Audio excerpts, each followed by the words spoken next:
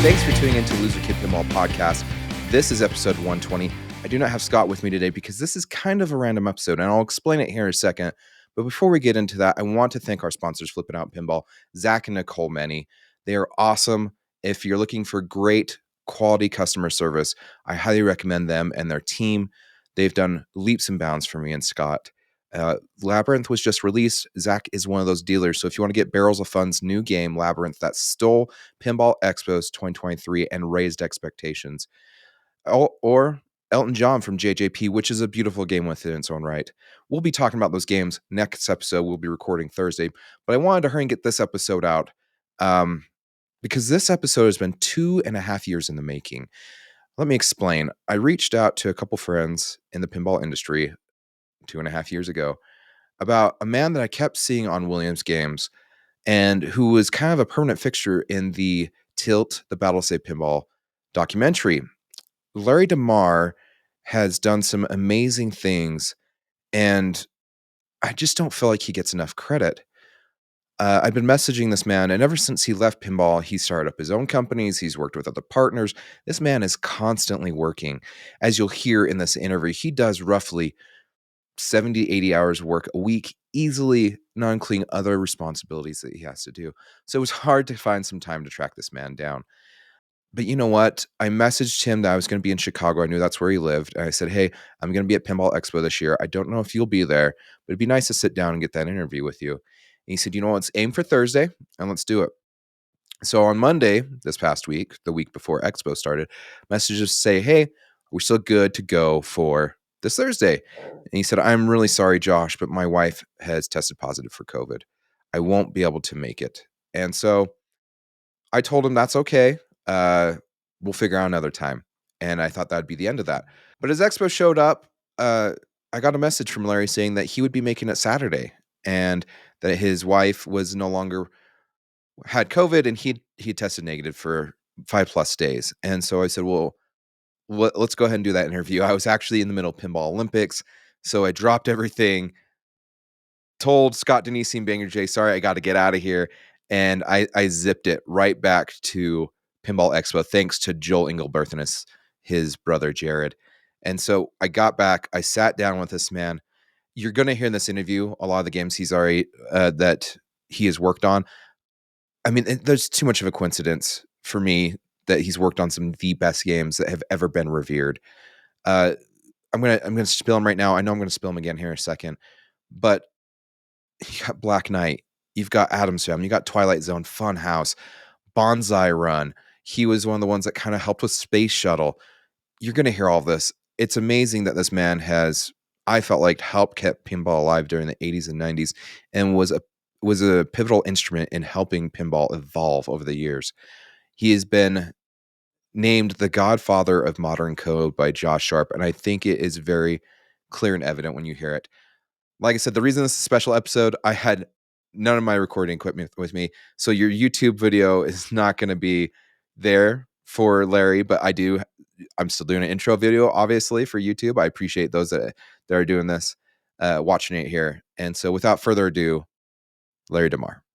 I am super giddy because the man that I'm sitting with today is an absolute legend. Josh Sharp has named him the Godfather of modern code. If you're looking for a commonality between Twilight Zone, Addams Family, Funhouse, Black Knight, High Speed, World Cup Soccer '94, this man is the man. I've got Larry Demar with me. How you doing, Larry? I'm doing great. Wow, that list of games from memory is pretty good. They are memorable games. They're fantastic. I mean, all these games have such impact on pinball history, and it's amazing that you had your hand in all this. What brought you to Williams back in the 80s? My story starts much further back. I grew up in Oak Park, Illinois, and my parents were good friends with Alvin Gottlieb and his family. And so I started playing pinball machines in his basement and in my best friend's basement. My best friend had a Cinderella, and in Alvin's basement, we played a game with a very target. I can't remember. the the. Oh no, it was a roto spinner, not a very target. Okay. And I just loved every excuse. Pinball was illegal in Chicago, and so we were playing pitch and bat games and bowlers and things like that. But getting to play pinball machines was unusual and a treat at the time. And I took that right, my whole life, looking for pinballs where I could find them. And then when I went to college, I spent a lot of time in the game room or playing the pinballs that were right in the basement of my dorm. That's awesome. So, going back to 1970, probably 1978, I was a junior or a senior in college, and Bally's 8 Ball came out. And it was one of the first electronic games. We first had a Knight Rider. But when 8 Ball came out, we played it a lot. I was a pretty good pinball player. And in that particular game, you collect the balls around the playfield and build up the rack of balls. Yeah. And when you fill up the rack of balls, it lights the super bonus light, which represents all the points for a rack. And then you start lighting a second rack. And when you fill up that second rack, the software clears it, and so your bonus actually goes down on that ball or the next ball, because instead of getting one rack and 14 balls, one rack and 13 balls, you get one rack and 0 balls, where you're trying to refill the rack that it stole from you. And I was bitching about this, late one night when we were playing, maybe a little alcohol induced. Um, and somebody said to me, "Could you do any better?" And I was studying computer science at the time. And the next day, I sent letters to Williams, Bally, and Gottlieb, all of which I had toured in Chicago maybe a year or two earlier. And long story short, Gottlieb and Bally never returned my letter. We reached Alvin Gottlieb later, and it never reached him. Somebody screened it for him, even though it was personally addressed to Alvin Gottlieb. And from Williams, David Poole called me back, called me in for an interview. And my hometown was Chicago, so it was interesting to come back from Boston to Chicago. But at the same time, I interviewed at Bell Labs, which is kind of like the Google of the time. Okay, if you were in tech right now, if you're in tech, and you're getting your degree, it would be really cool to go work at a place like Google or Facebook or any of the really super tech giants. And Bell Labs was the Google of the time. And so Bell Labs, where I had interviewed also in Chicago, had made me an offer that had me working 2 days a week, going to school for my master's 3 days a week, paying me for 5 days of work and tuition. And Williams offered me a little less money and wanted me to come and work for 5 days. So I took the job at Bell in that would be September of '79. Okay. And 4 months into it, I actually not 4 months in, right around the time I took the job, and Williams had offered me the job. Ken Fidesna at Williams, and Ken is a legend, really the point person of all the greatness that happened at Williams, along with Mike Stroll, who really had the philosophy of, we're going to find really great people. We're going to empower them to do what they do. We're going to hold our nose and ears a lot from the process, and kind of keep our hands off. And that was Mike Stroll. He was the president at the time, and really set the stage for all the greatness of Williams Bally Midway for the 80s and 90s. And Ken Fidesna was the point person who ran the preschool, which was all of the people that I worked with making games. And he snuck me into the AMOA show in the fall of '79, right when I took the job at Bell. and I just couldn't get the game thing out of my head. And a few months um, after working at Bell, I called Ken back, said, "You still have a position open?"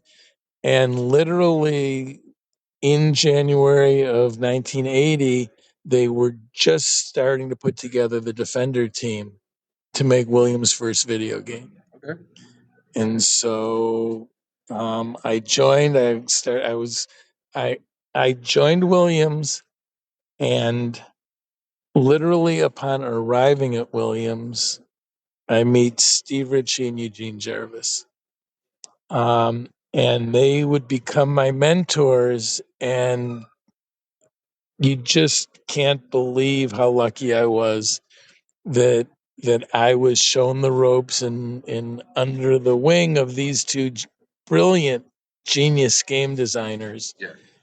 And I walked into Williams in the middle of a bit of a revolution. Um, Mike and Ken and Dave Poole, Paul Dassault was there, Chuck Blake. They were all creating the new solid state pinball, which they kind of did in a skunk works off site and then came in and started taking over the operation.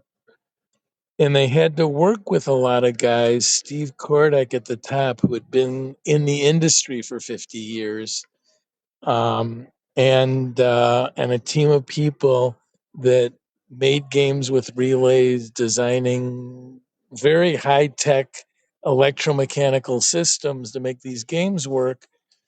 And Steve and Eugene were trying to really move the envelope really quickly, which in that time frame had culminated in Firepower, which which went from kind of a um, more of a static experience to more of a here's what we're doing over a progression, and then adding the excitement of multi-ball, which hadn't been seen, and really the first time of really jazzing up the sound and speech in a very quantum leap over Phoenix and Flash, which were the stepping stones into let's use technology to be a little crazy and more exciting. And just to kind of paint the scene of um, this rivalry between the old guard and the new guard, when they first added sounds to the games, the pinball machines before Solid State were all chimes. Yeah. And all the early solid state games were done with chime units, and they made chimes like pinballs, Knight Rider and Evil Knievel, and on the Williams side, Grand Prix and Hot Tip. All those early games had chime units, and I think Phoenix might have been the first game with a sound system. And when it was designed, everybody was internally had a big war over no, we can't take the chimes out, or no one will play it. It's not pinball. And they ended up not only putting the chime unit in um, to the early games that had sound, they actually sent all communication to the soundboard through the solenoids that rang the chimes, so that the system could always throw a switch and use chimes because everyone was going to hate the new sounds. Yeah. And in the early games, they also put a score motor that just turned around when something would happen, just to let you feel the vibration. Yeah. Of the old motor that was in the old games. So not only did Steve and Eugene become my mentor, but they were looking at a strong recruit for their side of this new revolution that was taking place in pinball. Is that kind of where high speed starts to come in? Because that seems to be really where the tables started to turn with all that. You know, there were some really momentous building block steps. Like I said, I really put Phoenix as the first step, then maybe Flash. Yeah. then Gorgar, then Firepower, Okay. and High Speed would be the next quantum step in that ladder of great capability being added onto what preceded it. And actually, I probably missed Black Knight in that sequence. Black Knight, yeah. Between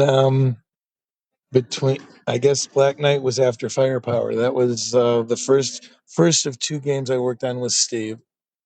And when I got to Williams, and I was working as an employee of Williams for 1 year. Okay. In that 1 year, I did more things and more work and more progress and more to show for it than any year I've worked in my career. I'm always working like a dog. Okay, I work until it's time to go to bed or time for some obligation. But in that 1 year, I programmed Scorpion. Was my actually my first game was Las Vegas with Roger Sharp and Steve Epstein. Okay, that would have been a great. That's Okay, and I entered the business as a new programmer in pinball. And Roger Sharp, I had his book. Okay, Okay. the movie of the man who saved pinball. I had his book and had read all about this journey, and I was starstruck to have Steve Ritchie and Eugene Jarvis.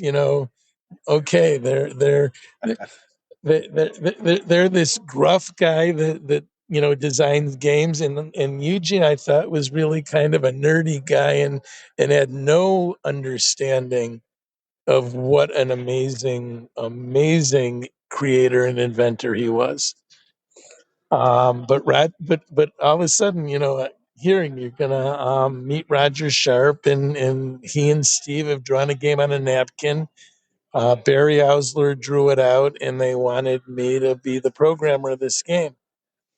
And so Roger and Steve were both in New York City at the time, and they visit Chicago on a weekend, and the place is closed, and I come in on the weekend and spend time going over the game and talking about rules and the like. And then for lunch, we went out to Chicago Game Company, which was a local arcade on Western Avenue, where we often tested games, and we played some pinball there. And I was a really good pinball player in the time, and I'm still a pretty good pinball player today. And I, of course, wanted to impress Roger, and I couldn't hit anything but a rubber post on any ball of any game that I played with him that day. Okay. I remember specifically we were playing Big Game and Cheetah, two games from Stern at the time that were the medium-sized wide bodies, and they were putting the games through their paces, and I literally could not hit a shot in 5 or 6 games that we played. And so Roger, along the way, not only came to know my pinball playing abilities, but he and I played as a doubles team in the early IFPA tournaments and did really, really well. So um, that was it. So Las Vegas was developed a little bit and was put on the shelf. It was resurrected as Jet Orbit, and the names were based on a 3 bank of drop targets on the left, 5 bank of drop targets on the right. Las Vegas Jet Orbit, and finally was produced as Barracora, which put 2 R's on the third target to make the 9 letters go on the 8 targets, which always struck me as crazy because they just could have spelled Barracora with 1 R. Yeah. Um, and it eventually came out several years after I first started on that game. And then I did Scorpion, which was the second multi-ball game after Firepower on a wide body with a mediocre playfield layout. And I got to tinker with some multitasking ideas that Eugene didn't do in firepower that I thought we could. We were always talking about multitasking, where different processes could do different things. And so I played with some of that on Scorpion. And after having done a full game, it was time to revamp the whole Williams operating system. Um, it had been done a couple of years earlier, and pinball was evolving, and it really needed more capabilities. And it was a project that I talked about with Ken and Steve, but I didn't know at the time. But the management wasn't sure they should trust a guy that just got out of school and had no experience to try and develop the new system, which at the time you had to design it, develop it, and burn it into ROMs in mass quantities, and it couldn't change from game to game. Things couldn't be added and bugs couldn't be fixed because EPROMs were too expensive at the time. And so after doing the first game successfully, which also let me learn every nook and cranny of the old system, they let me do the new system. And so all at once, and Steve tagged me as programmer for Black Knight. And I was helping Eugene get the whole video game thing started. So all at once, I was working in two buildings on the new operating system, on the Black Knight pinball machine, and on early work on the software that would be the base system for Defender. And Steve is a perfectionist and generally takes several iterations of Whitewoods to develop a game. And so his time between his Whitewood passes on his game gave me a lot of time to work on the new pinball system and on the Defender stuff. And so in the first year, I did Whitewoods of Las Vegas, Scorpion, the new pinball operating system, Black Knight, Jungle Lord, um, some base work on Defender's operating system, some in between work to develop for enemy development on Defender, and the crunch work before the show to put it in a track mode, high score table, and lead the technical team to get chips burnt so we could put them in the games at the show at AMOA. No wonder you work 70, 80 hours. You've been doing it since you got out of the gate. So that was it. And following the success we had with Defender, Williams opened up a bigger engineering facility on Kedzie Avenue, about a mile and a half from the California facility that was the pinball factory where we all worked. And moved all the video game development there. And they hired a bunch of programmers. They built out a bunch of little tiny offices, and they had a terrible HVAC system that caused us to all have to keep our doors open. And some of us, and I was the worst violator, blasting a radio while I worked, because this was before AirPods and great use of headphones were a thing. And between the HVAC and the noise, Eugene and I, who had talked about leaving to start our own company, okay, just one day had enough working at this new building that we said, let's give it a try. And so we walked into Mike Stroll, who was the president of the company, and said to him, we're leaving. Well, what do you mean you're leaving? We're going to go off and try and make games on our own. Part of it, actually, most of it was just that the game designers were not recognized as valuable talent. And even though Mike had, paid more than other companies, we were the make it or break it factor for millions or tens of millions of dollars of business, and we're not being compensated as entrepreneurs. And so we decided we would go out on our own, make games, and then license them to companies that would buy them from us. Okay. And Mike tried to talk us out of it. There were some financial offers at the time, and we had kind of decided this is what we were going to do. And Mike was, before you do anything, I want you to come to New York with me and let's talk about this some more. And he flew Eugene and I first class to New York, and we met with Luna Castro, who was the chairman of the company at the time and controlled the company. And he and Mike, at the end of the day, said, if you're going to do this on your own, I want you doing it for me. And so we made a deal to go on our own and have Williams support us with some of the tech. They gave us an advance against royalties on our games and made a royalty deal that we like the one we would have made with any company. Yeah. And they said they said they wanted another game in 6 months. And that was key because a production line had been ramped up for Defenders, and they needed to keep the people in the factory working and fluent at making games. And my response was, the only game you can have in 6 months is Super Defender. Okay. And so that is how Stargate was born. Gotcha. And so they lent us the development systems were $40,000 computers called exercisers made by Motorola. Okay. And these they let us use, even though there were two of us programming the game, they let us use one. We had a deadline of 6 months to have the game done.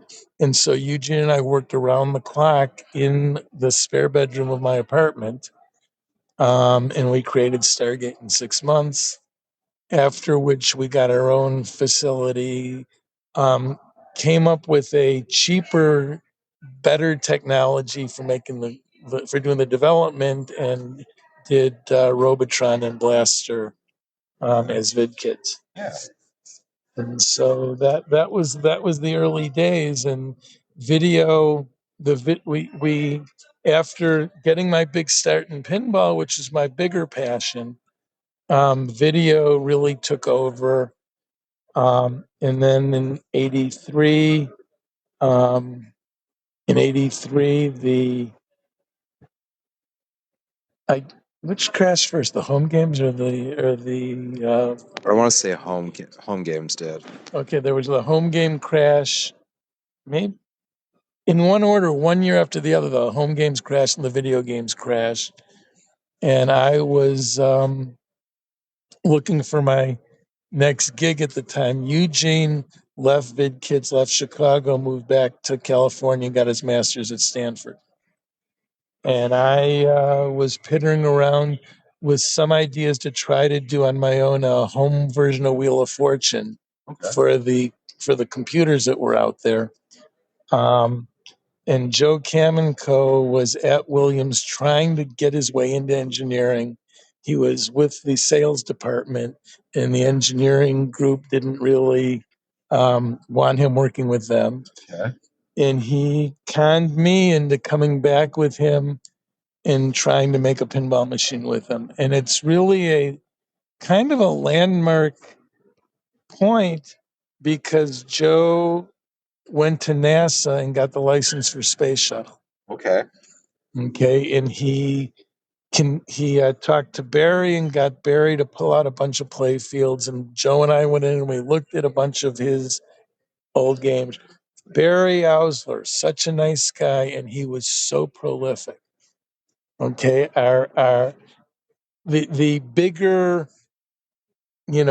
celebrity designers in the business, did a game a year when they were good, and sometimes a game every 2 years when it was taking longer, either because it was such a spectacular set of things they were doing, or just because things were going slowly for different reasons, or writer's block.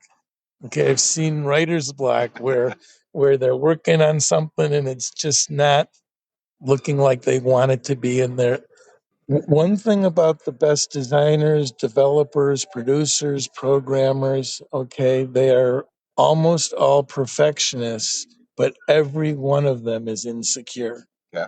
And so there is a fear at all times that there's not enough, it's not good enough, it's not going to be, just loved and revered, it's only going to be good. Yeah. And so that can cause great delay of time when these people aren't sure and don't feel it when they're doing it.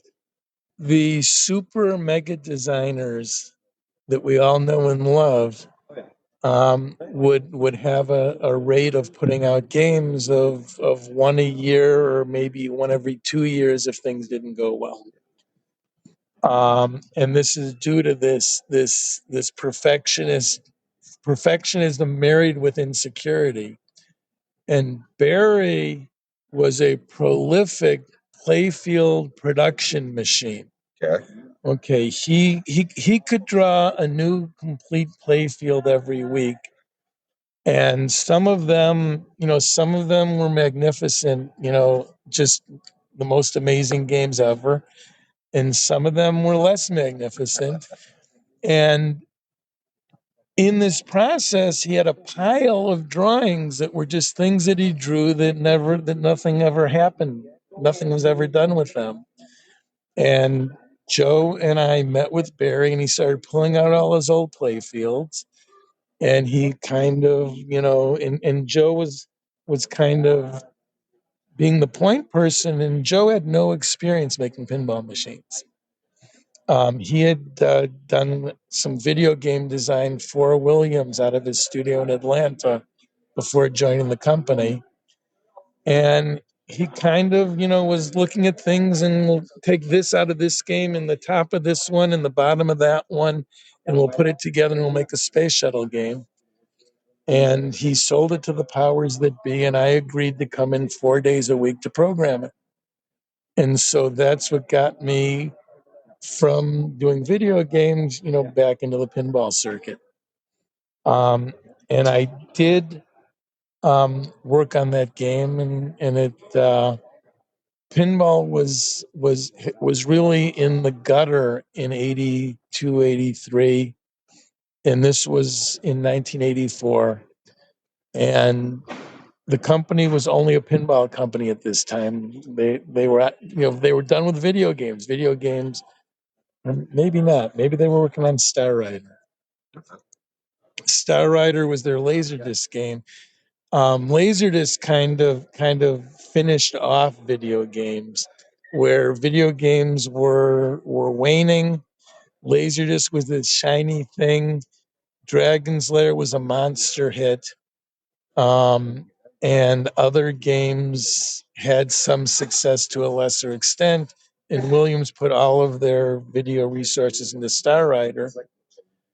They had kept pinball on the back burner with a small team making a very small number of games, but they kept all the know-how and all of the muscle memory of making them and producing them alive, in 82 and 83. But it was not a business, and they weren't going to make money in video games. And Firepower 2, done by Mark Ritchie, just before this period, had shown some spark of more interest and more game sales. And by the time we were heading to the show in 84 with Space Shuttle, we didn't know it, but Luna Castro had put down an ultimatum: you need to get 5,000 orders for the game, or we're shutting the whole company down. And so this game went to the show. I think they got 7,000 orders.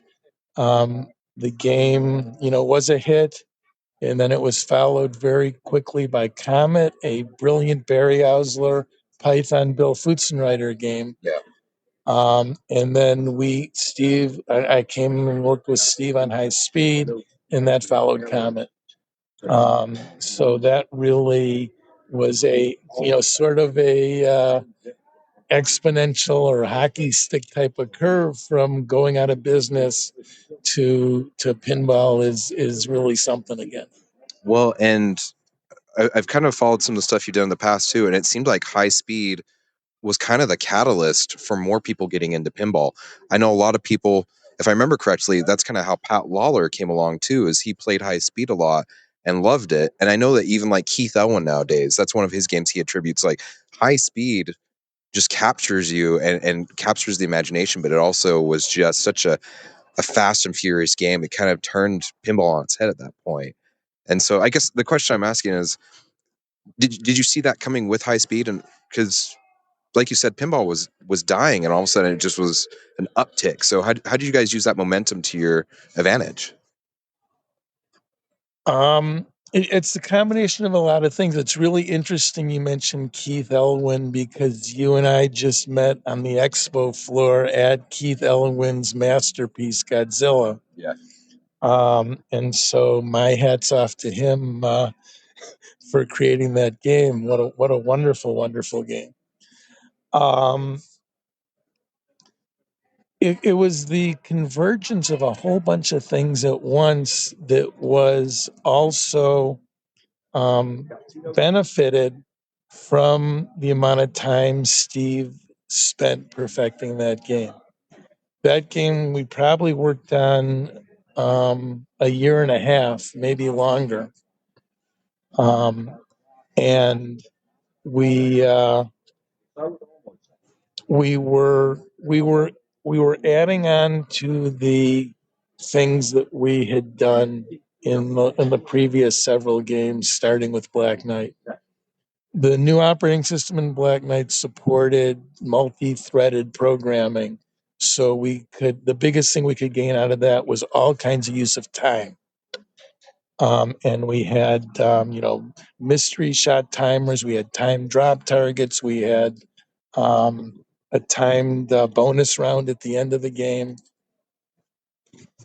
And when it came time for High Speed, we first, over a giant internal fight, ended up getting the alphanumeric displays on the game.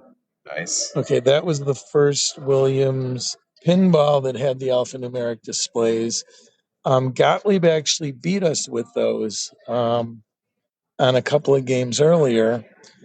And Gottlieb, while we were working on High Speed, developed a game called Rock. And Rock had rock and roll instead of a synthesized space age sound going in the background. They actually were playing music. And the master of the music was Dave Thiel, who I revere. Yes. And I ran into him somewhere while we were working on High Speed, and he explained how they did it without having the processing power and memory that was needed to really do music in pinballs. And he said, they sampled one note, a C, Yeah. and then they played the C back at different speeds to make it other notes. So they just had, we're not talking megabytes, we're talking kilobytes. We're talking about, a 2K or a 4K sample, which filled an EEPROM or two. And we only had 2 or 3 EEPROMs in the game. They sampled one note and they used software to make it play music.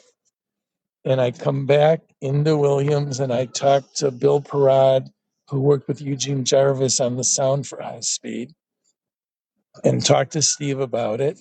And we decided we're going to do that too.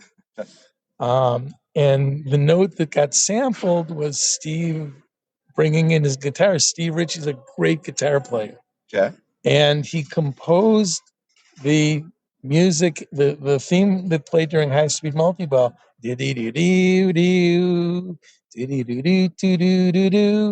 He composed that whole riff and played it on his guitar, but he played one note for Bill Parad, and Bill Parad played the exact game that David Thiel had done in rock, which if I hadn't run into him and him being so proud to explain, his cool technical trick, um, we would have waited until probably Pinbot, which finally had a Yamaha synthesizer. Yeah. Was the first game where we actually put a synthesizer in a game, hired our first musician to do sound. Eugene was a an ad hoc musician.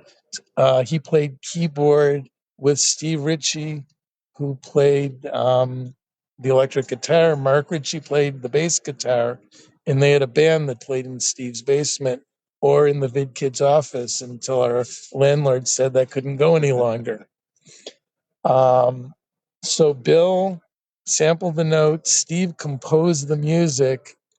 We laid it into the game, and it was a cacophony because I had already done the entire game with sound calls and choreographed sound. Yeah. And we were near the end of the game. I mean, this wasn't like we had planned to do high speed with music in it.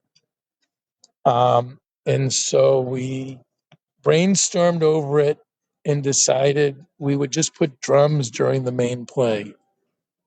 And Bill Pratt sampled a cymbal hit and he sampled a drum hit, and he again created some drum riffs, and that was the background of the game, so that all the sounds that were already done and sounded good could play over the drums and not clash with the music. And then during multi-ball, we took all of the dumb sounds and just made them a little boop, boop. We took them, dumbed them down, Yeah. so that the music could play and the sounds, except for award sounds, Yeah. wouldn't be clashing with the music. It was interesting. I'm watching Steve's Elton John today at Expo, which you can't get to play because there's a line of 10 people at each of the 3 games here. But I'm watching the game and they keep ducking the music to let you hear a sound or hear a voice cue. Yeah. And so you got these wonderful Elton John tunes playing, and they keep ducking down so they're solving the same problem in a different manner. Yeah. Which it works. It works, but it's kind of like, writing graffiti on a Picasso. To me, hearing Elton John's music keep getting ducked to let the game do what it has to in communicating sound or instructions. Yeah. So we got the alphanumeric displays in high speed. We at the end get sound, which again is just works great. And I got to tell the alphanumeric story a little bit first. Yeah. Go for it. I've told this many times, and I'm sure it's out there, but I envy what I am seeing at Expo right now, because they are building these games with no expenses spared and then selling them with a real profit margin for buyers in their homes that want these as trophies, collectible trophies that they love. We were in a business where the games were bought by people that had to put them on a location and get quarters put in them and make a profit.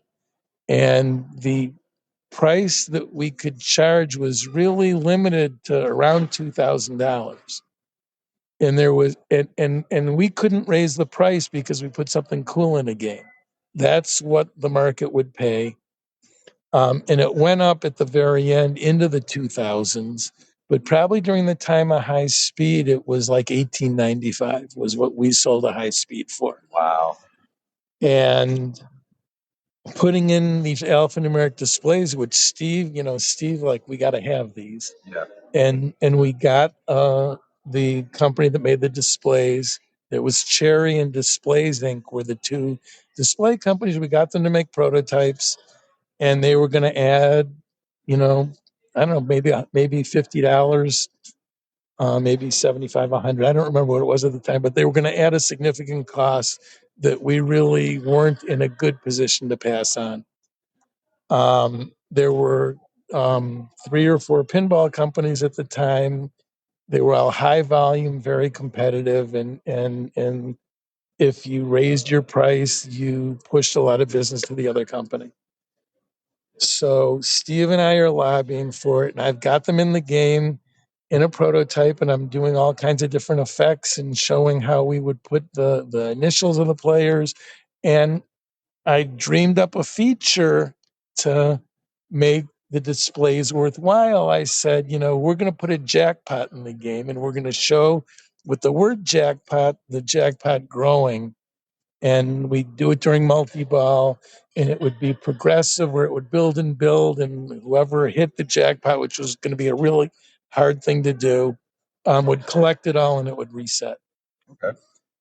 And so we mocked it up. We're showing this, and to management, it was insurmountable to add this much cost to the games. And there's a whole story of the designers can tell you about taking drop targets out and taking mechanisms out. And it just wasn't solvable. And the mechanism story is fun because drop targets are very expensive, and our drop targets for a while were very unreliable. Yeah. So they always got pulled out at the 11th hour, starting with Firepower, where Firepower was a drop target game. It played so much better with drop targets. And because of cost and mostly because of reliability, Mike Stroll broke Steve and Eugene's heart at the 11th hour, turning them into touch targets, into bullseyes. Yeah. And later on, designers would all put drop targets in their prototypes. Okay, not because they ever planned to use them, but as a way when they were told their games were too expensive. Okay, I'll take my drop targets out. And I think it's still happening to this day, but I think so too. but not to the point where you see these modern games are beautiful, they are built up, and they are shoveling money into them for a market that wants it and will pay for it. And the side effect is it's created a real margin. Instead of making, a few $100 or $300-$400 on a game, they're making thousands for each game with the markup.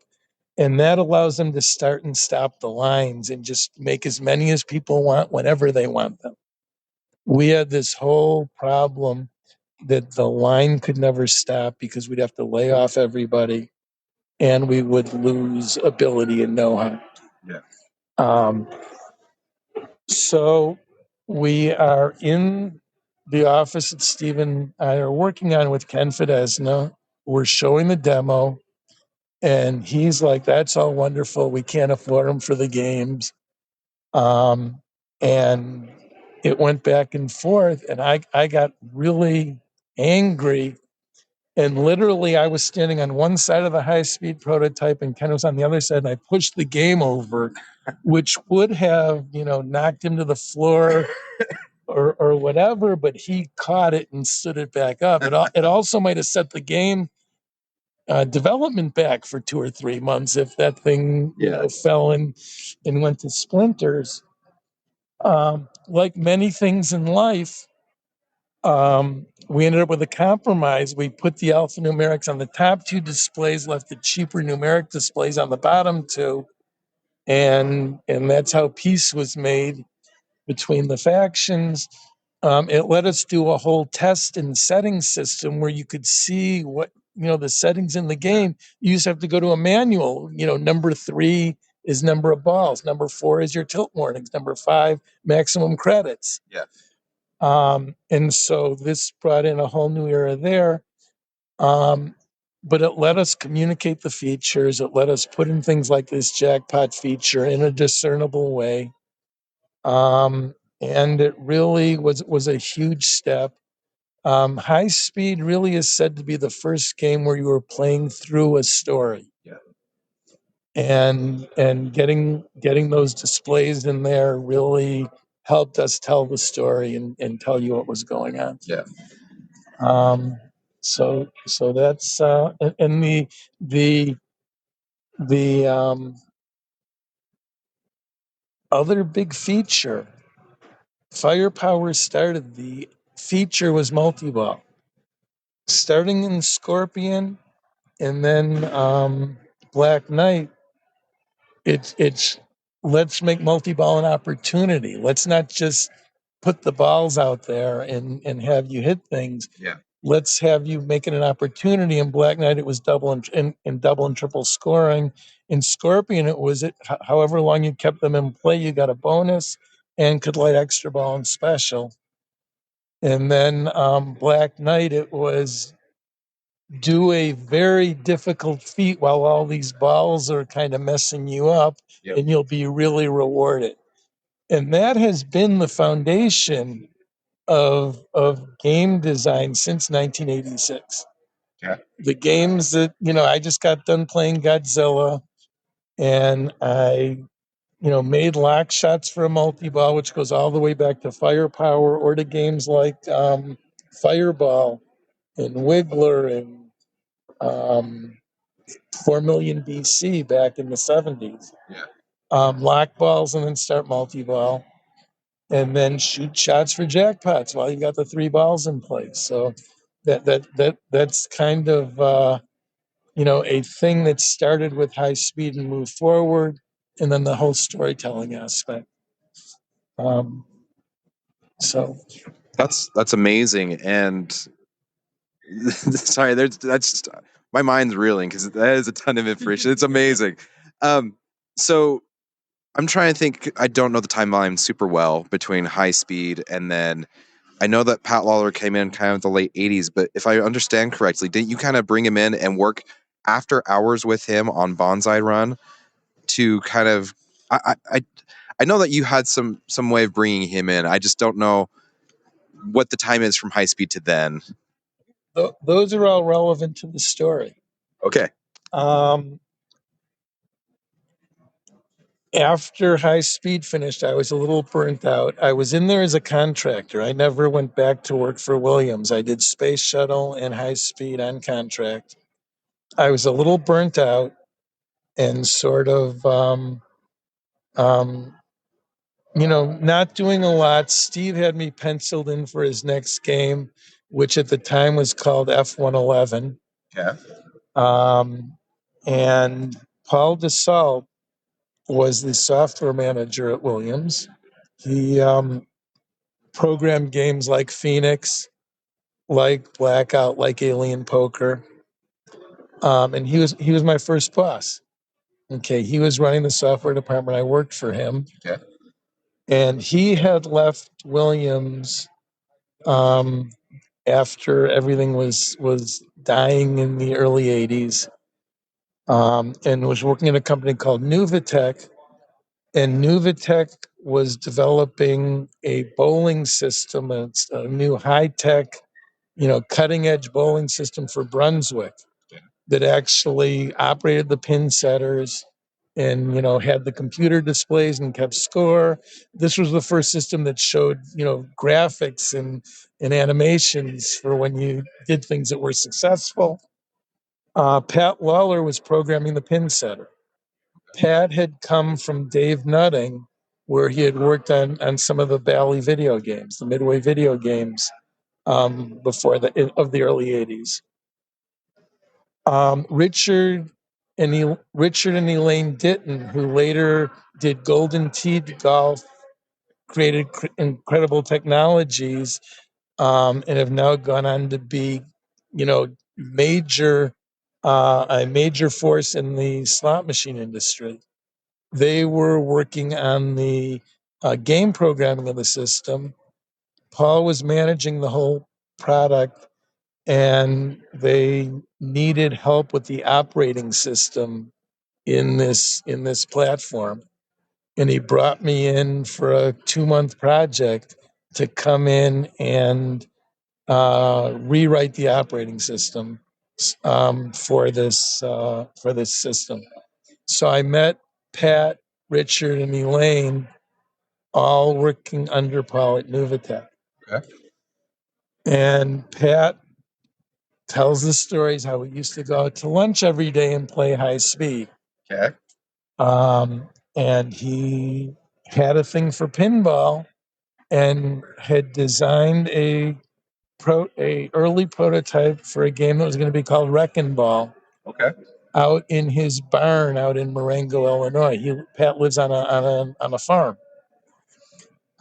He's not a farmer, but he and his wife Patricia live on 5 acres, I think it is, out in Marengo, Illinois. And he had come up with the idea for a vertical play field to go along with a horizontal play field, and had designed the bottom play field and put a couple of flippers on a top play field and had a concept of how we would connect them. And he brought me out there and said, I want to show you something. And he showed it to me. Yeah. And I thought it was interesting enough and a cool enough idea that I decided, let's get together, let's get a patent on this new revolutionary thing that's going to be the new pinball blockbuster. Yeah. We know how that played out. And let's make the game and then see if we can sell it to Williams. Yeah. So I am in awe at all of the home development resources, and that in 2023, you can buy all the parts and buy an electronic system with a complete software package. Yeah. Okay, and make your own pinball machine. And lots of people are doing it, and it's incredible. Yep. Back in that day, there was nothing. And so not only did to do this, did we need to get the existing Williams Electronics boards, which I knew a couple things about to develop a program for. We bought a Road Kings, new in the box, so we could get the hardware boards. Mm-hmm. And so we could get a whole harness. It wasn't for our game, but it was a whole harness with all the wire colors in it. Yeah. That we could use to try and wire up our prototype game. And then I'm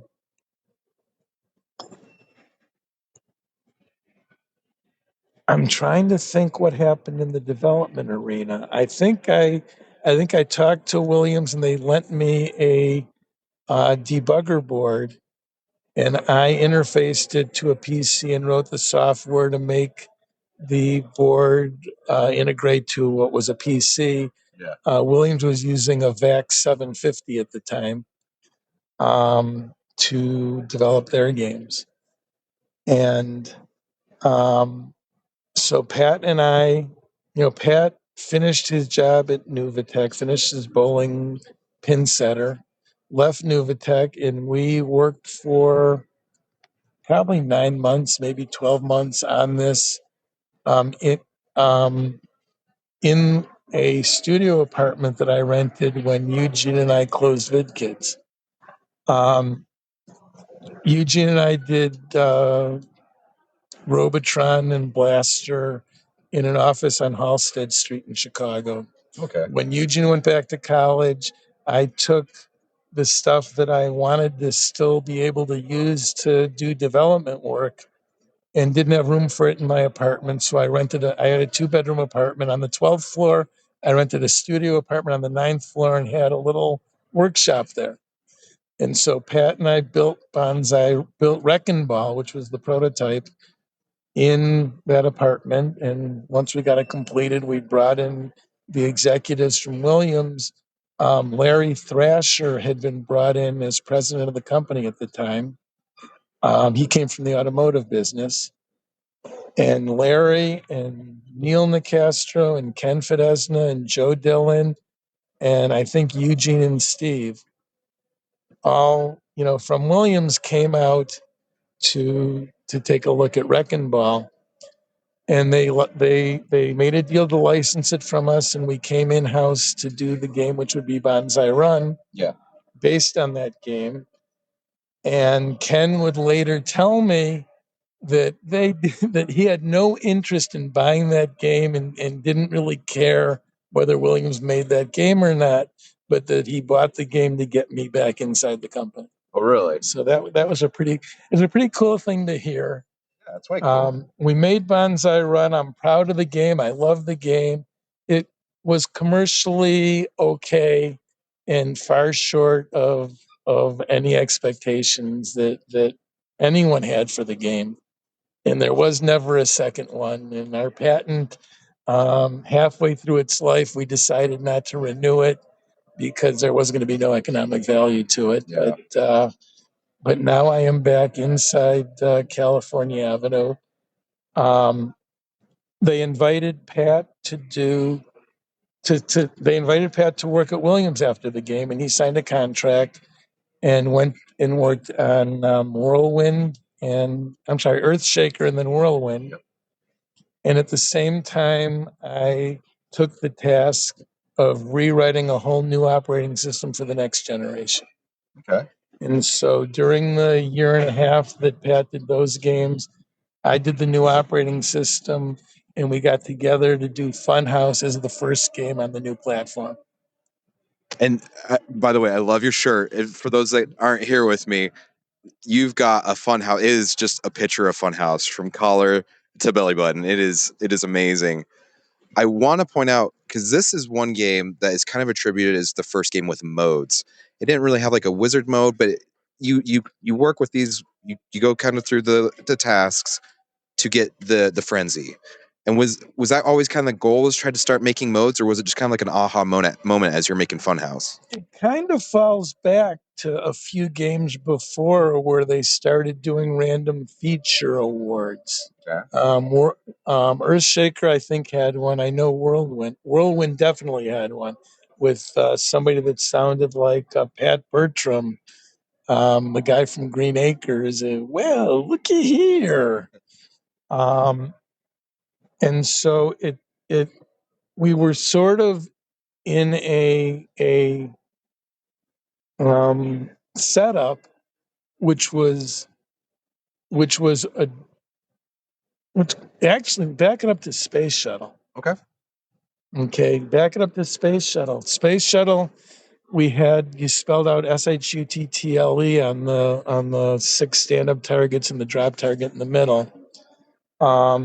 And you won an award, which was a special and extra ball, lots of points, less points. And then that feature got changed by a very hard to make shot so that once it was set, you could work on it.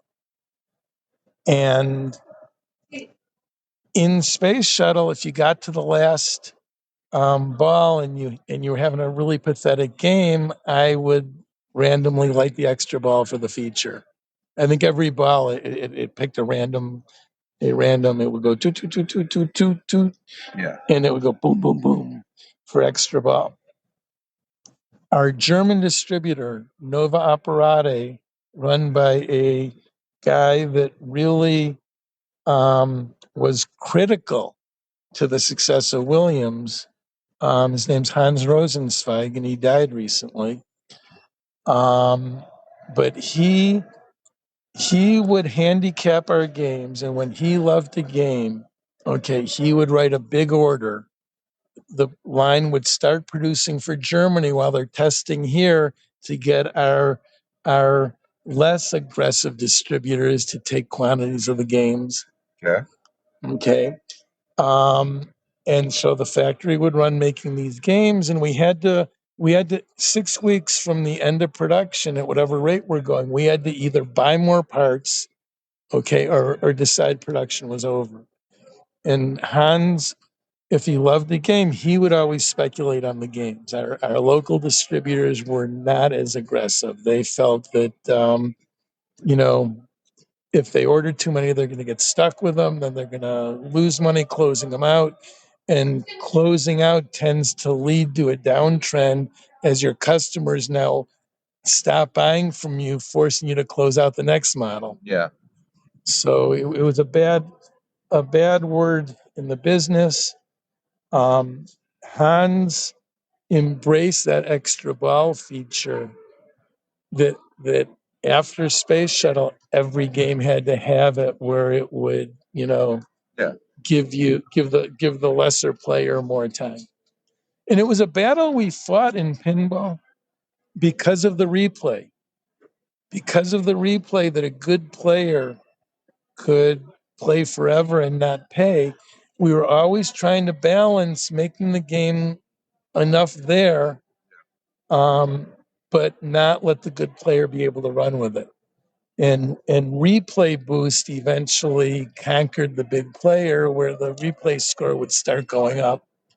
But until we started using that mechanism, oh, by the way, alphanumeric displays can now let you change the replay score in the computer, not the operator. Okay. And Steve and I developed automatic replay percentaging on high speed, okay, which the game would set the replay based on the overall quality of the players.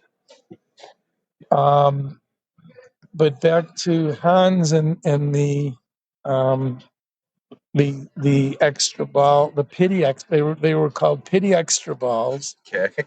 And it also every game starting with Earthshaker or Whirlwind had to have a randomized feature that could deliver that, which became lovingly inside the company called stupid German feature. So, such as what's your, which shot is your stupid German feature? Yeah. But Funhouse's stupid German feature was the mystery mirror. Okay. And I don't think we ever lit the extra ball on it, by the way. I don't think you did either. Yeah, I was every other one after it did. I was always trying, holding the line of trying not to cheapen the games. Okay. And so that brings us to grace period, right? Yeah. I invented the grace period on a shot, where when a shot is lit and you shoot it while it's lit, if the light happens to go out, okay, you're still going to get credit for that shot. And when you turn the light out, you start a timer. Even though the light's not on, if the timer's still running, okay, you get credit for it. And the first free ball, because you didn't do anything, was flight insurance. No, actually, flight insurance was the first bozo. We're gonna not let your ball in because you were bad. Okay. And F-14 only did it on the third ball if you were having a bad game, kind of like the lighting the extra ball on the third ball. Yeah. And it worked okay on F-14, and somewhere some of the programmers started doing that on every ball of every game. If you had a bad ball, we're going to give it back to you. That didn't help the bad players very much but it helped the good players when they had a bad ball, and they got to have 3 good balls per game instead of 3 balls however they went. And I was on the this is ruining pinball side of it, because I was always, we're trying to make a game for everybody. We're trying to walk the line where we put it right where it needs to be. And this really messed it up. And it caused a psychology of everybody wanted to blame the game for everything. So anytime the game did something bad to you, it said, no, you can have the ball back. And the second revision of F-14, when Yagov would kick it right through the flippers, it would give you the ball back.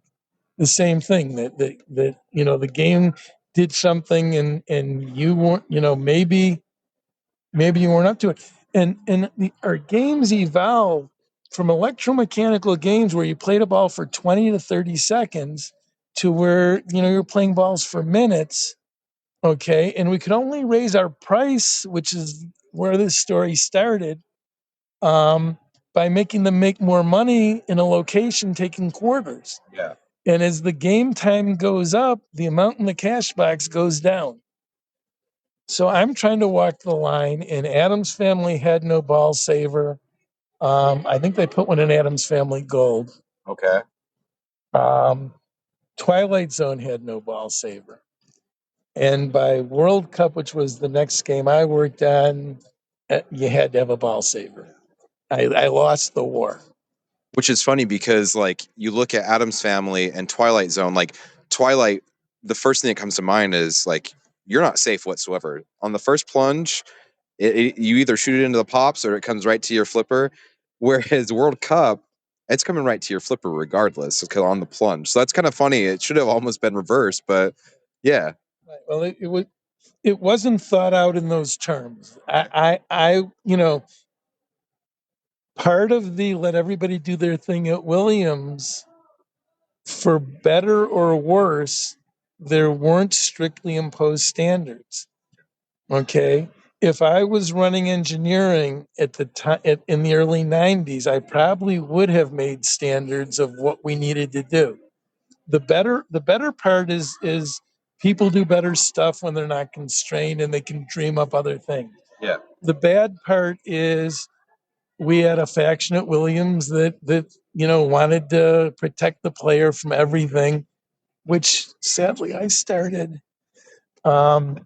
Space shuttle, you roll halfway up the ramp and come down, it pops the post to keep the ball from going down the middle. Yeah. So that started a terrible trend of game designers don't have to fix things that make their games play badly. We'll fix it in software. Okay. All right. And there are every game today is fixing every unfair thing and giving you balls back because, we're kind and gentle in pinball. And in somebody's basement, we don't care how many minutes you sit on the machine. Yeah. Okay. It's totally changed. And it's really funny because I play some of these new games and I can't play them. I knew every game and I was good at every game and I learned every game. And it dawned on me, these aren't 3-minute experience. These games are not designed to be 3-minute experiences that are good, medium, or bad, and extend to 5, 6, 8, 10 minutes when you rock it. Yep. And so there's been this incredible evolution over the years into the what we need to make people love them in their homes. And all this kindler, gentler stuff is okay because replays, if they're there or not, they're not costing anybody anything. And time on device isn't a thing. And these guys have figured out how to get margin, which didn't exist in my day and caused all kinds of things that we had to do that they don't have to do now and are a great reason that these games are so amazing and wonderful. So you touched on a game that is iconic in its own right, Adam's Family. That was the first game, if I remember correctly, actually had modes that led to a wizard mode to Tour the Mansion. Where did that all come about? And would you ever expected it to made, it's like 23,000 units with gold? Like was the hype real there, or was it just like we're making this because that's what we've been told to do? It's great to look at, to dissect that. We were Williams, okay, and Williams kicked ass, okay, and drove Bally down to very low levels, and drove drove Gottlieb down to very low levels, and then resulted in Bally abandoning the business and letting our management buy the pinball and video game units of Bally for less than the parts they had in inventory. So when Williams bought Bally, all they had to do was make enough games to liquidate the parts into pinball machines. Okay, and they had Bally for free. Wow.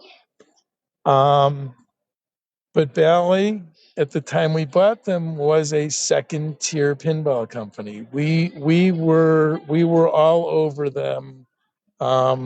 with our run in the early 90s that we're talking about, we kind of buried them. And they came in, and some of the Bally engineering team came in. Jim Patley came in with the purchase, which was awesome. Jim is a great designer. He brought a lot of know-how. And later on, they moved me up into management, and Jim was my right-hand man. He was out there doing it all, and I worked with him to run the division.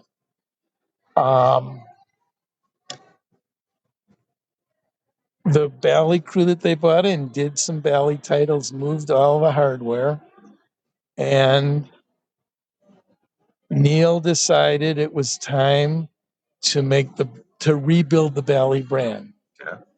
And so we've licensed Adams Family. Roger Sharp got the license for us. Pat, you're going to do the game, and you're going to do it under the Bally banner. And I'm telling you, this was a black, dark day in the life of the Adams Family design team. Because I will tell you, we thought if we do the best game we've ever done, it'll probably sell 10,000 units. Yeah. Okay. Because we just can't get that much mileage with a game with the Bally moniker on it. Okay.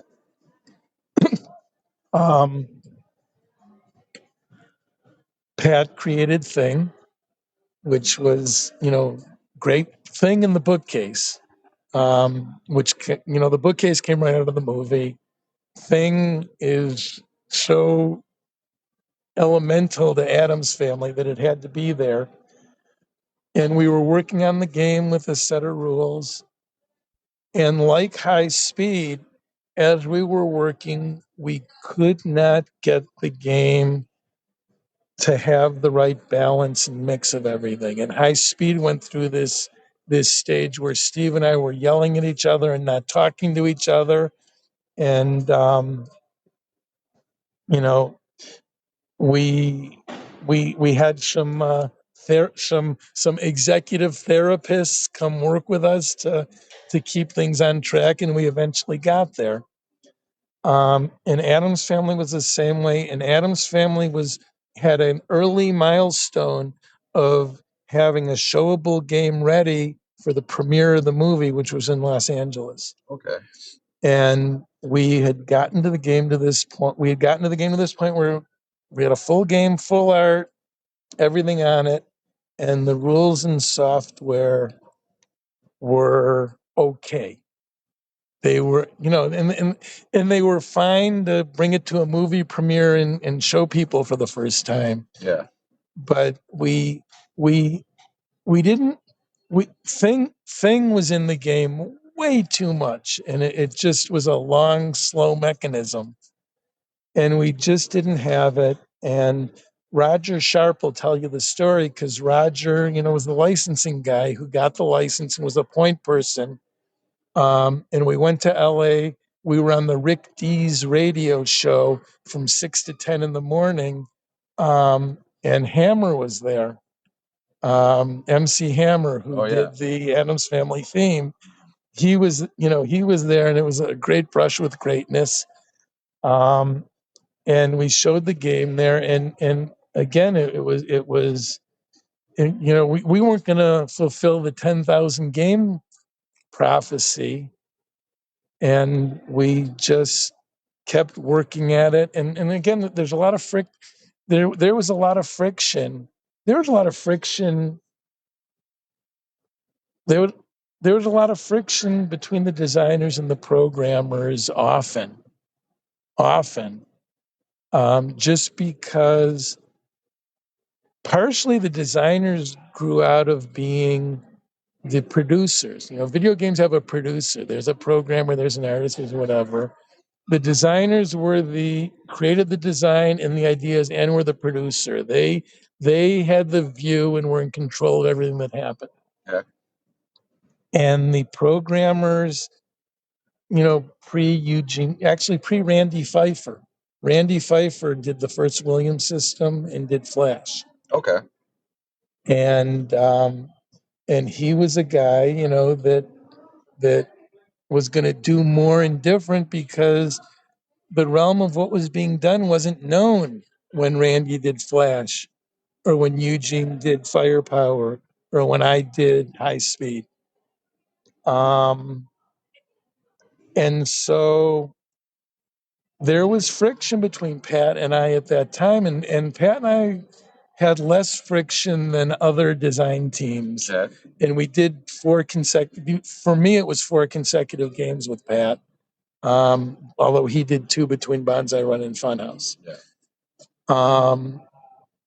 But we were just struggling, and we just kept on moving the pieces, and finally, created a great game. But we were saddled with Bally. We had a game that just wasn't cutting it. Maybe a month before it had to be finished, and the rest is history. After we worked it out, and again, once we started putting it out, and it was making $400 a week in 92. Yeah. And eighth week, ninth week, 10th week, 11th week, it's making $400 a week at a particular arcade. Boy, we knew we were onto something. This was the players weren't letting it go at the level that they would. They were contending to be on the machine. Yeah. And, it got near the record, and our friend Hans Rosenzweig in Germany went and bought enough games to get from whatever they had sold to be just one over the record of 8-Ball, which was 20,230. Oh, okay. And so the original run was 20,231, and then there were 1,000 gold games made.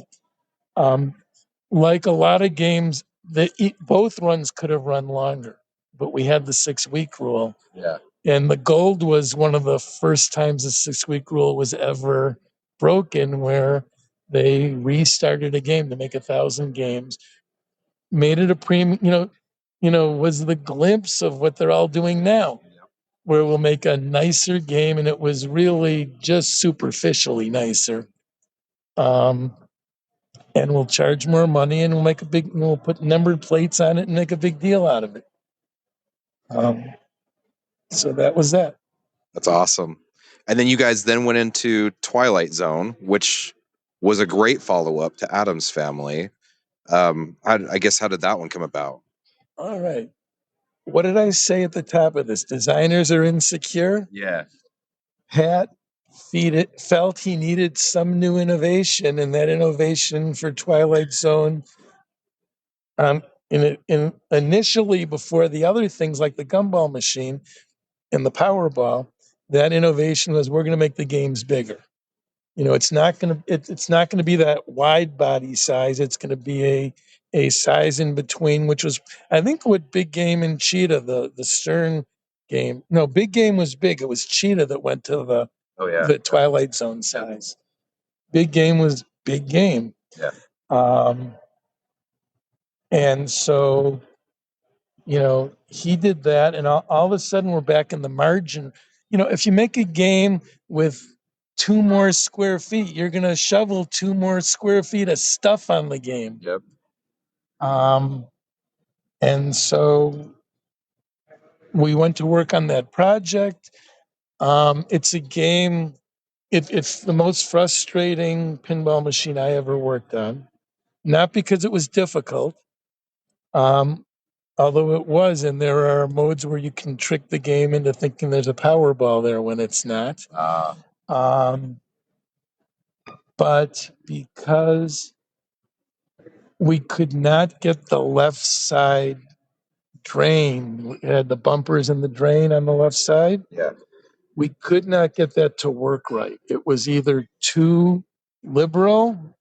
We closed it off. I think when we initially did it, and the good players, we're destroying it top to bottom. Yeah. And we opened it up and tried to adjust it. And Pat tried to put rubber here and there and everywhere. And when it was open up, it was a really mean, vicious game. And for great pinball, it's finding that balance. Twilight Zone, to make money in an arcade or a bar, was not a great pinball. But to the collecting community, it shows when you take a shovel and start shoveling components and features and things into a game that, boy, are they going to want to have that game. And it's it's a glimpse at where we are now. Um, but I had one of every one of my games. When I downsized, I got rid of some of them, and then when I moved to an apartment, I got rid of almost all the rest of them. And I did not hug Twilight Zone out the door. It is so revered in this community, and it's a game that I just, I just am so frustrated. We could never get it right. It wasn't what it was supposed to be. It was supposed to be better than Addams Family, and it was like, again, we couldn't get it where it made a lot of money, and that was our job, not to make collectors go, we love your game. Our job was to make games that make lots of money and sell lots of games. Which is funny because some people revere Twilight Zone way above Adams, and it just between that and it sold 15,000 units. It was very, very respectable. And again, the last couple thousand were overshoot because of the hype, which were maybe not closed out, but squeezed out slowly and painfully because the market didn't want them. And I'm approached by collectors who talk about Twilight Zone and want me to sign a flyer or their lower arch or their back glass. And I don't say to a single one of them that I'm glad you love it. I'm happy to support you and it, but I just cringe every time I think about that game. So after Twilight, you kind of stopped. So at least on Pinside, it said that you did World Cup Soccer and you did Jackpot, and that was kind of the last couple games you did for Williams Valley. And then what did your role transition to while you were there? Okay. World Cup was a game being developed by John Papaduke. I think Jack Scalan did the mechanicals on it. Matt Coriel was the programmer. And I think Kevin O'Connor did the art. Yep. That was a team that I was not a part of. Okay. And they had a working whitewood, and John Papaduke's father got deathly ill, and John left the project and the company to tend to his father. And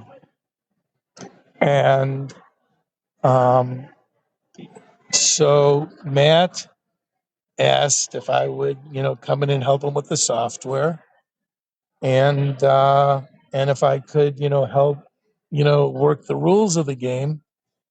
And I sort of came in, Jim Patla again was there, so he was probably the um, the game design lead on it, as far as doing all the things a game designer has to do to work with the mechanical guys, get the parts made, get it through the system, publish the drawings. And I kind of came in as lead programmer, working with Matt, and co-designer, where John had a great layout. Okay, I didn't change a thing in the layout except that the ramp that came around from the lock mechanism had a plastic ramp that went behind the flippers and came back and dumped the ball by the right flipper instead of, I think it comes out on the left flipper. So kind of like on Blackwater 500. Yeah. Okay. Yeah. And the ramp was positioned so that when you try to reach in to lift up the lower arch to lift up the play field, you got this plastic ramp and had to worry about breaking it. Yeah. And so the only change that Jim and I made to the play field was just cutting the ramp and delivering it to the left flipper. And then we took some of the rules that he had in there, and Matt and I really created mostly a new set of rules. I think we kept the multi-ball rules, which would lock the balls up in the ramp on the left side. Yeah. And then it would light final draw to start multi-ball, and then it would start multi-ball. And I don't remember if they had an objective or not, but it's shoot ramp, then shoot goal, shoot ramp, and shoot goal. Well, those are the rules that. Oh, that's what you did. Okay. I'm not sure what John had there. Okay. But we ended and we made everything being about all the hitting the ball in the goal and getting excited. World Cup is the game. When anyone says I want to put a pinball in my basement, I tell them find an old World Cup. That's the game I would recommend. And I had 2 or 3 of them, and they are still in my friends' basements because that is such a instant gratification game. You know, you're flipping the balls without skill, and they're going up the middle mostly, and it's scoring goals, and the crowd's cheering, and the announcers announcing. Tim Kitzrow did an amazing job on vocals on that. And we worked with Tim on those vocals, and he was amazing. And I'm really, really sad. I ran into him at an event somewhere recently and introduced myself. You know, Larry Demar, I worked with on World. He doesn't even remember working on that game. Really? He does not remember working on that game. You know, of course, you know, he's legendary for the Midway Sports Games. Yep. But he does not remember, and he killed it. Yeah. He killed it. And then again, Matt and I had to do magic to make it sound like an announcer, not sound like Max Headroom. Yeah. Which is kind of what happens when you start just firing off speech calls. But it was a great team effort. And yeah, Kevin did the back glass. It's beautiful. We made Stryker, their mascot, into a star, which FIFA didn't do. Yeah. Is it FIFA? FIFA didn't make Stryker into a star. They created him. They gave us all of the material ahead of the World Cup as far as a style guide. We used him. He was lovable, huggable, and it's really funny that he was not a brand. He was not relevant. Nobody would associate looking at that image with World Cup soccer. But the exact antithesis of Twilight Zone. It didn't have the commercial success of some of the biggest games, but I love how that game came out. Yeah. And again, I can't take anything away from John. It's his masterpiece, but I got to paint a few brush strokes in there as we went through it. And it's a great game. I still own that game. When you talk about friends having that still in their basement, my wife's like, you're never getting rid of that game. I think it does everything for not only the beginner, but it also does it for the expert. It's a deep, challenging game. Yep. And you know, and it's got the perfect wizard mode. Yep. I love that, going up against Germany and finally, and then just dumping all the balls on and just attacking. There's no other wizard mode like it, and it's amazing. Now, if anybody knows and has the home ROMs, which certainly you can find, they're out there. If you push and hold the buy-in button when you start, when you're anytime during the game, you push and hold the buy-in button, it will go into the wizard mode. Oh, really? I didn't know that. Yeah, you have to have the home ROMs. Okay. But do you have the home ROMs?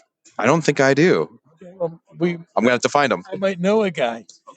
But with the home ROMs installed, you can push and hold the volume button. Same thing for Twilight Zone's Lost in the Zone. Okay. Same thing for Adam's Family Tour of the Mansion. I didn't know any of this. This is the first time I've ever heard this. I've been doing this for a decade. Okay, well, I made home ROMs for all these games, and it wasn't for wide distribution, and we didn't, early on there was no free information exchange over the internet, although there was RGP on Usenet. Yeah. It was a Usenet group that had a lot of us interacting and ended up recruiting people into our companies. Duncan Brown came to us definitely, through the Usenet group. Um, um,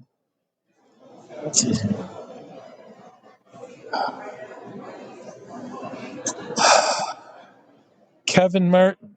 Okay. Kevin Martin. When Kevin was on RGP, he was an RGP busybody. He literally responded to every post anybody made and lowered the quality of that group by 3 rungs. He ended up working at Data East as a result of it, Data East Pinball, and confessed that his behavior was solely to get the job in the business. So we exchanged stuff like that, but I'm sure the home ROMs for all those games are out there, and they should each have a start the wizard mode by holding in the button, and they all clear your scores at the end of the wizard modes so that it doesn't get you anywhere for high score purposes. That's awesome. That's a tidbit for your listeners. That's great. That's great. So what ended up happening? Because you were still at Williams till they closed the doors, correct? Ish. Let's say that. Okay. Okay. Let's say that. I actually left Labor Day and they closed on October 25th. Okay. So you were there pretty much up to the end. We're talking days, a couple of months. So what did your role become after Jackpot? Were you kind of just overseeing people, or? Actually, before Jackpot, I was put as director of engineering. So I had everybody doing work on pinball, mechanical, sound, electrical, game design, software, um, um, the quality control, the manuals, technical writing was all one group under me, and Jim Patla was at my side running that group.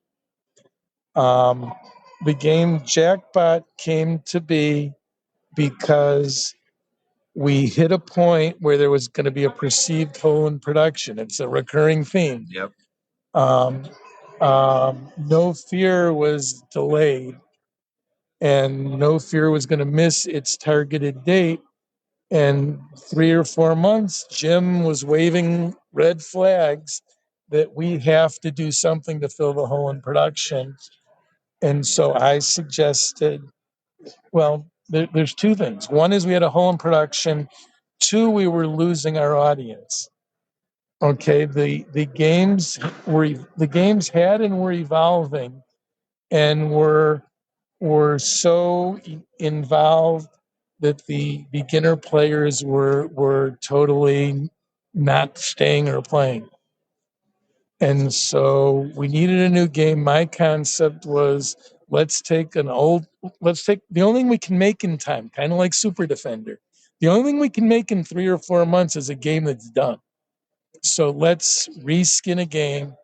And I picked Pinbot, which would become Jackpot, with the notion is it's got this bank of 5 targets in the middle, and a flailing player is going to just hit them. And as long as I make good stuff happen up the middle, maybe I can get newer people to hang on to the game. Yeah. And so the Jackpot rules were so much kinder and gentler. Any 5 shots on either bank would give you the 5 entire columns to open the visor, let you shoot up the middle to start multi-ball. And then we built a game around it, around gambling. And it was a real interesting segue because I started using gambling probability math concepts in the features that were gambling features and in Casino Run, which was the wizard mode in the game. Well, it was one of the wizard modes in the game. Again, Casino Run was four features completed to get Casino Run, so it was not Tour the Mansion or Lost in the Zone or Final Match. Real regular people with a good game could get the Casino Run, and then there was Megavisor, which was the real wizard feature in Jackpot. And I would work all day in my management role, and then at 6 o'clock everyone went home, and I worked from 6 till 12, 1, 2, whatever, programming Jackpot. Um, and we did the game. It's a game I like. I'm happy with. Didn't sell a lot of games, and we were clearly in that period of declining sales where World Cup I think was probably 7 or 8,000. Jackpot was 3 or 4,000. No Fear was about the same, and it went down from there. So I don't know if it achieved the objective of getting weaker players to want to play pinball. But it was a game that was really liked by the really good players. Yeah. For the difficult side of the game. Especially those super jackpots too, and some of the quirkiness a little bit to the rules of locking certain balls a certain way and getting super jackpots and whatnot. Yeah. Well, and again, I'm a player, so I'm a lot of the things we come up with are you do something cool and don't get rewarded. You go, oh, well, let's reward that. Yeah. And so features like that come about that way. So what made you decide? There was. I know when Williams closed, it kind of was like resetting the clock. They kind of said, "Hey, if you want to work in slots, you're gonna have to start back at square one with us." I know Stern was kind of taking their pick of the crop. What made you decide to just not keep going with pinball?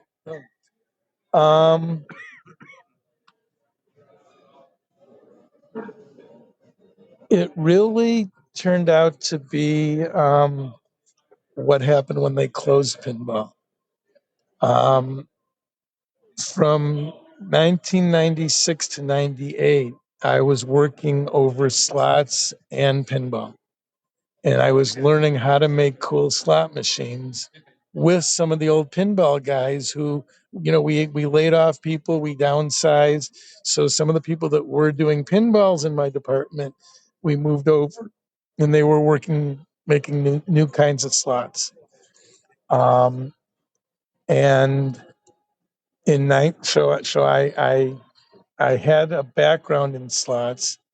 In '99, when they fired everybody from pinball, okay, they fired all these guys that were brilliantly talented people like Scott Slomiani, Duncan Brown, Al Thomas, Ben Gomez. And I couldn't ever hire them to work for me because of non-solicitation agreements that I had as a manager of the company. Okay, so under no circumstances could I try and go do what Eugene and I did with the people that were working for me. Yeah. And so Al, of course, Al Thomas, I could do another podcast twice as long talking about Al Thomas. He's brilliant. He's crazy. He's a great guy. And he was all over me, we got to start a company. Because Al was working, Al was still in gaming, as was Ben, but he saw that he had worked with Scott and Duncan on gaming projects and felt, they could all do it. Come on, let's all start a company. Yeah. And so I looked around. They're really Williams pinball was done.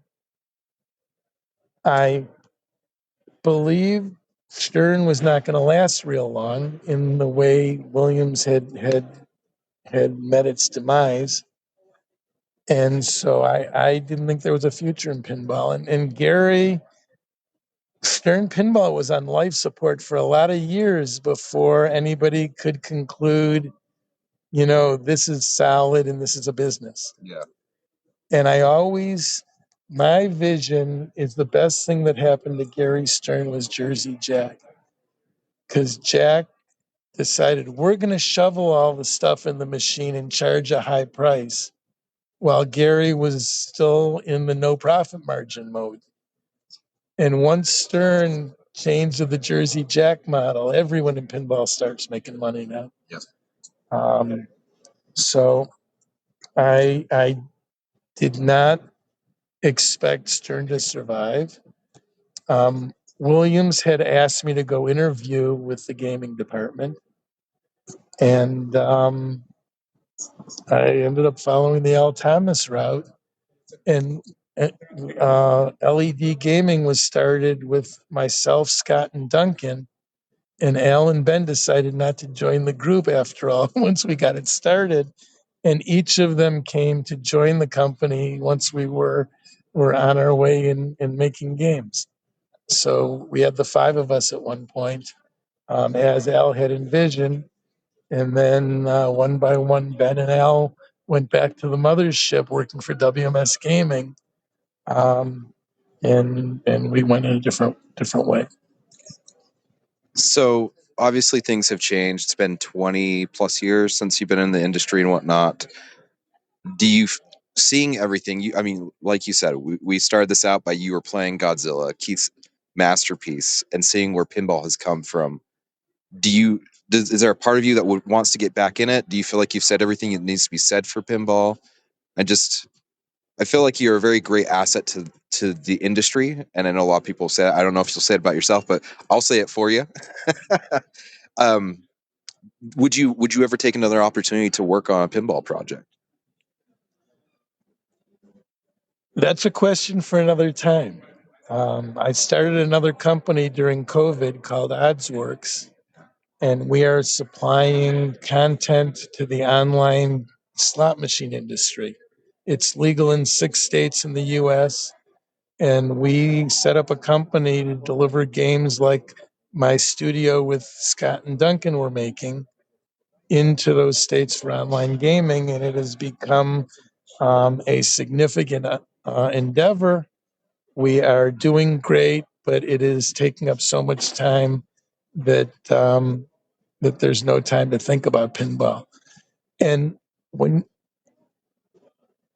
you're developing a game, it's to do it well. It's almost all immersive. When I went into management at Williams, there was a vision that I was going to help people and add special sauce to the games. Yeah. And I was never I sprinkled a little bit of dust here and there, but I never was able to have that effect to really improve games with what I could think of or develop because I wasn't immersed into it.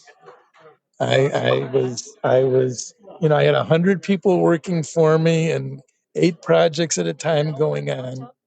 All right. And there really wasn't the just ruminating and thinking and going over and over and over and for me, half of the best ideas and features came when I woke up from a dream or were in the shower. Okay. And that only happens when you're immersed in something. So there's no chance now. And probably as my company gets on its feet to not need me as much as it does, um, I don't. I think the same problem comes to getting involved in pinball. I don't have the hours to put into it that will result in really cool stuff. Okay. And I think trying to say, go to a pinball company once or twice a week and, um, do it. And the other thing that I've been learning the hard way, because I'm a good pinball player, and most of the games that are being made today, I can't play very well. Well, we were designing games for a 3-minute experience, and and you know, in 3 minutes, not much happens. Not much happens in these games. There's too many building blocks everywhere to do 25 things. Um, that my even my mind locked into the games isn't there right now. Um, and so um, I enjoy watching them. I enjoy seeing them. I'm hoping maybe one day I'll get to have the time to enjoy playing them again. I have fun with the '90s games. Um, I have fun playing some of these games some of the time, but it's been a stretch. Well, and before we started talking, you said you've downsized your collection. What's the one game you've got in your collection? Um, my collection, well, I've got a couple dozen at friends' houses. Okay. The one game in my apartment is Adam's Family Gold #2. And then I have a MAME cabinet, and our grandkids play the MAME cabinet more than the Adams Family. But it is great to see at Expo all the new young people playing pinball, because that wasn't happening 5, 6 years ago. I know it's crazy. They just did the Stern Pro Circuit on Tuesday night, and it was Escher versus Jared, and Escher's 20 and Jared's 19, and it's like, where are these kids coming from? But it's awesome to see this passion and this love, and they're playing at such a high level too. We saw Josh and Zach Sharp playing when they weren't good and could barely see over the glass, and it was the first IFPA tournament, which I think Funhouse was. So it was around 1990, maybe 91, um, where all of a sudden Josh could play pinball. He didn't he didn't win anything or place or anything in that tournament, but I saw him have a comeback ball, of 10 minutes on a game that it's like, okay, here's somebody you got to watch. And these kids are amazing.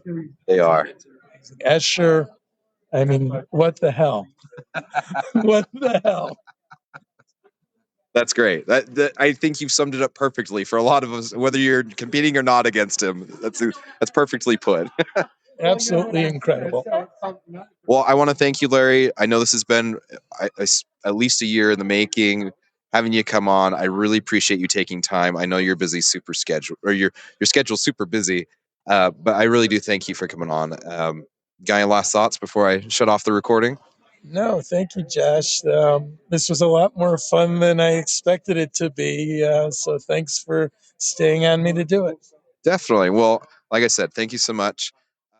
Holy crap, that was almost 2 hours long. It was amazing, every second of it. I know the sound's a little raw. I do apologize. Like I said, I was recording this off my phone via Zencaster in some corner at Expo as people were moving around. So you heard some coughing, you heard some people talking in the background.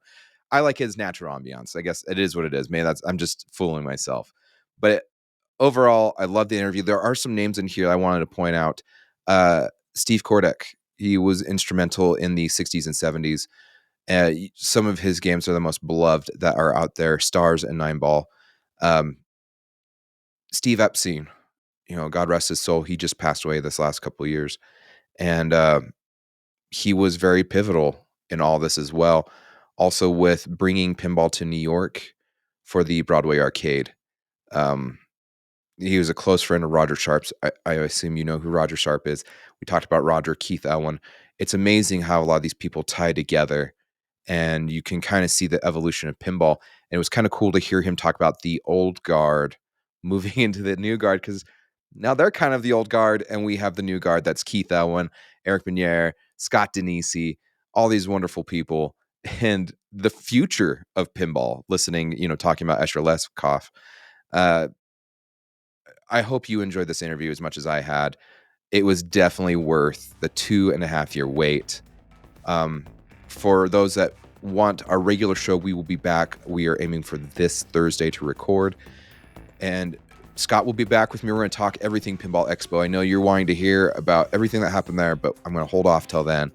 I want to thank you. If you want to get a hold of us, at Loser Kid Pinball for our socials, for Facebook, Instagram, for TikTok, Twitch, YouTube, all those, Twitter, X, whatever. If you would like to email us, we are loserkidpinballpodcast@gmail.com. I want to thank those that came up and talked to me on Expo and just said how much that our content means to them.